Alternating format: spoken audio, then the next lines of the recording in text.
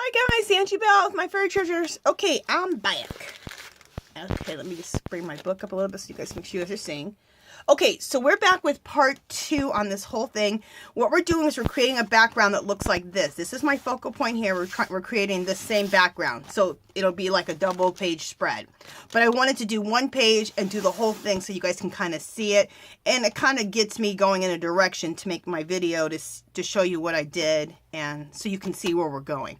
Okay, so what we did on this side, let me make sure. Okay, we went ahead and did we collaged down all of our different papers, all of our collage bits. Then I put gesso on, and I did the gesso right on top of the homemade Mod Podge. So there's a little bit of crackling and some unevenness, which I think makes it even look better. Also, it sets it up so that we can do some sprays, paint. It gives it something to tack onto. It also sets back some of the collage bits. What else was I gonna say? Oh, I also went ahead and I did this off camera because it takes time to dry. I took a stencil. Let me show you which stencil it was. I took this stencil right here. I love this stencil. You guys, this is a Delta stencil I bought for like 50 cents at like Michael's or something, or Joann's a long time ago. And it's all these Asian type of words, like energy, peace, love. So I took some, let me show you what I did. Put that on the ground. Okay, I like to use this to go through my stencil. I like to use all-purpose joint compound. Make sure you guys are seeing that. Where the hell is my mirror? Okay. I use all-purpose joint compound, okay? And you buy it by like a lot, 3.5 quarts. And I bought this at Home Depot. And so I use that as like my paste to go through stencils. And so I put that on here and I did that here. This one, I used another stencil. Let me get that out. This stencil right here, I just recently got it at Tuesday Morning. I love it. I think that's the one I used. Is it? No, it's not, but I still love it. This one. I used this guitar right here and put that there because I think it looks cool. And then, it says here, your rules, your choice. And so I put that there. And that just gives some texture and some more texture and something, you know, just adding more to the, you know, my background. So,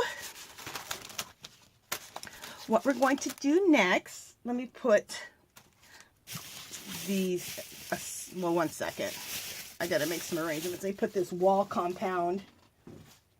Now, you may have molding paste or whatever you use to go through your stencil. You can use that. I was just giving you another alternative, and I use wall compound to go through mine.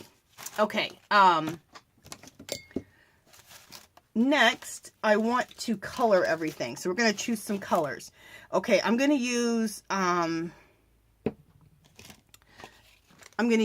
Tim Holtz Distress Oxide. These are fabulous because they oxide out. So they're really, really cool. So I'm going to use that. I'm going to use, and I'm using different things because I was watching Tim Holtz and he said, he goes, use my Distress Oxides next to a Distress Stain, next to, just keep using different ones. You're going to get a lot of different textures. So I'm using Distress Oxide Walnut Stain. And it actually oxidizes as it dries. I'm going to use just a Distress Spray. Oh, and this is Walnut Stain Distress Oxide. This is Distress Spray, and it's Tumbled Glass. This is another Distress Spray, and it's Faded Jeans. And then here's another, this is Distress Paint. It's not the dauber, it's just paint, and it's a Distress Paint, and it's Wilted Violet, okay?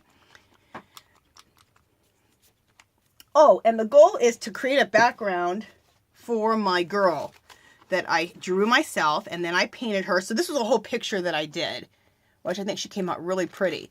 I'm going to make a copy of her and make her smaller, I believe. I think I'm going to make her, I'm going to copy it 5 by 5,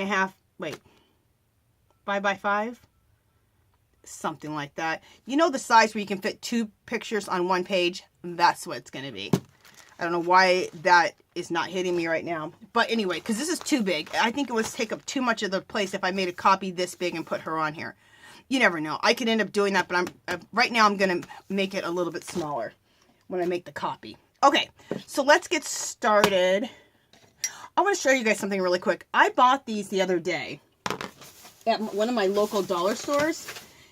I have a whole set of different sizes for my own makeup, but this is called Simple Philosophy. Yeah, and they're these oval brushes, but they're real dense. You guys, if you want to, you know how Tim Holtz has his little daubers, and it's hard, you have to do it just right so it doesn't make those little dots. These are perfect. And I think you've seen quite a few people experimenting with these. They're fabulous. So they'd be great. They'd also be great with like your pan pastels. They'd be great with just your Jane Davenport pastels. So anyway, and I think they'd be great with these Distress Oxide. So I bought 10 of them. I know that sounds crazy, but I think I might go buy 10 more because I have these, they're like pan pastels, but they're Jane Davenports. So I could use these too on things, and it would be nice to, you know, go into it that way. So, excuse me. All right, let's get started. So I'm going to take the Walnut Distress Oxide with my brush and just start.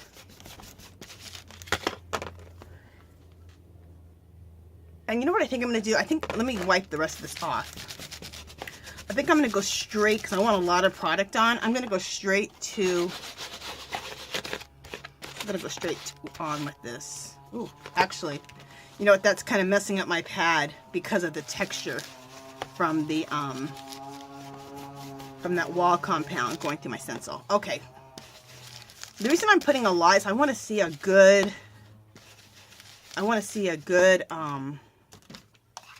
some really good oxidizing once we hit it with the water.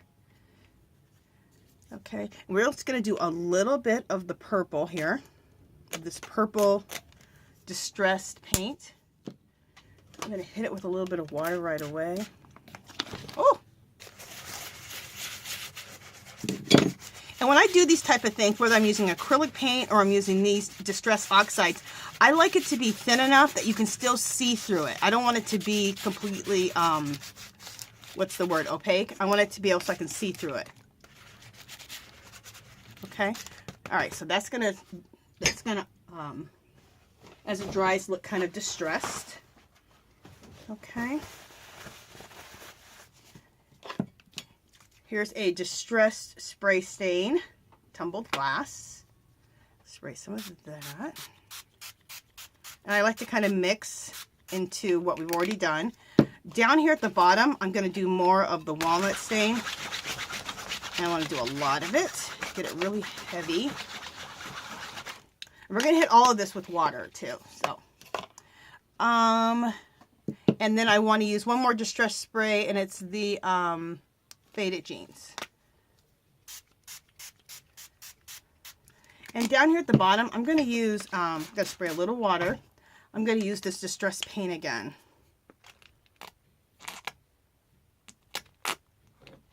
Just a little, because that's all we'll need. Yeah, this is looking awesome.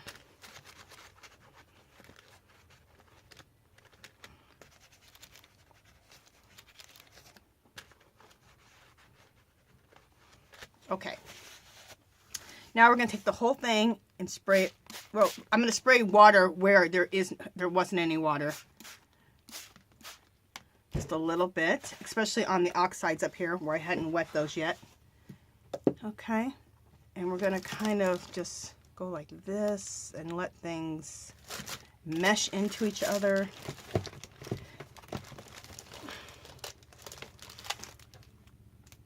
Oh, this looks really, really cool. I love it. Okay. Very, very cool. That background is looking awesome. Okay. I'm going to keep these paints out because I'm going to use the same colors like this through stencils and but I want to stick with the same color palette, because if you stick with the same color palette, it always looks like it's in the background. And I know that sounds crazy, but I'll explain that when we get to it in just a second. Let me grab another piece of paper, and I'm gonna kind of go slop some of this up a little bit. And then I can use this on another project. So let's just slop a little bit of this up. Okay. And slop a little bit more of that blue up.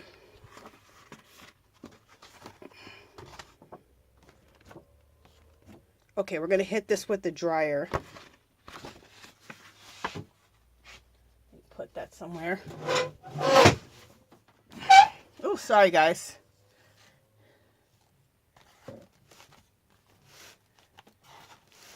Make sure that I'm in frame. Okay, so let's go ahead and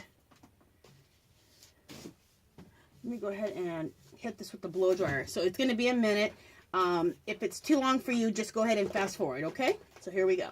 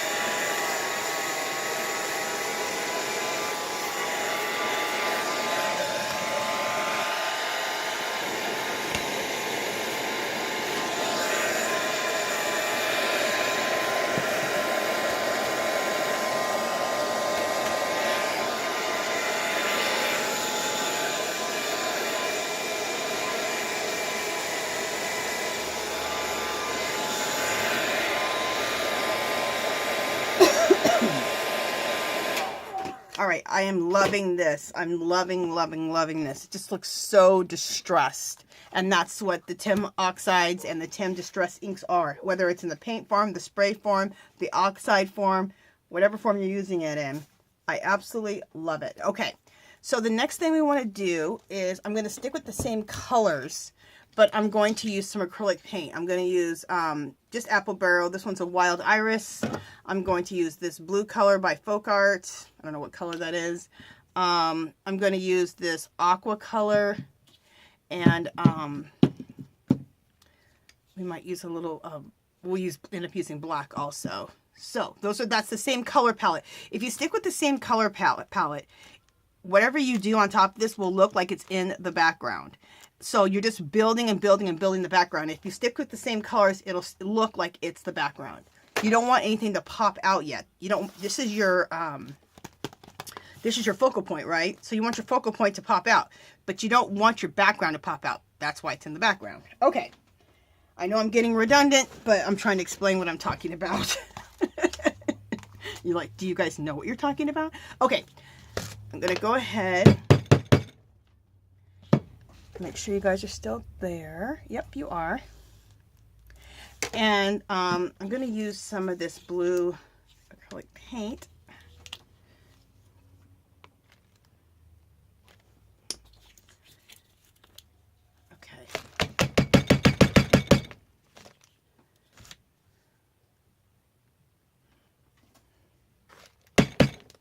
Okay.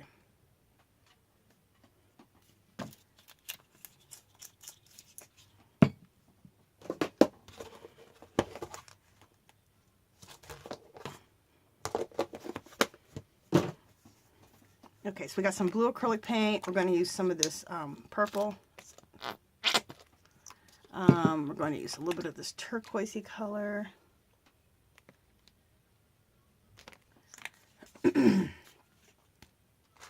My room is really cold, so some of my paints don't want to come out just because they're like really thick from being cold. And we'll end up using a little black at the end. So go ahead and put that down here. Okay. So we want to take some stencils, and I want to use the same color that's in the background. So let me get some makeup sponges.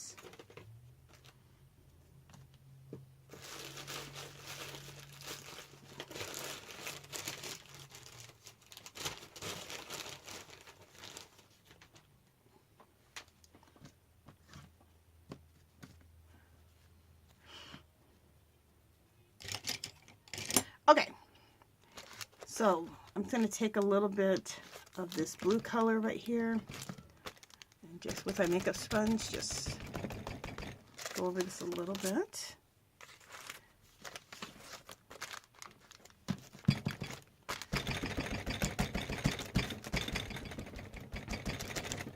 Okay, and this is just adding a little bit of color here and there, and a little bit of a design. Not wanting to get being perfect at all. You just want a little bit of this and a little bit of that. Okay. Very cool. I'm going to take a little bit of this turquoise color. Do a little bit of that. And I think the best thing is to do this, use the small stencils. What I mean by small, the patterning be small for this background. We are going to use some larger stencils, but you'll see why I chose those in a second as we keep going. Okay, so we are getting some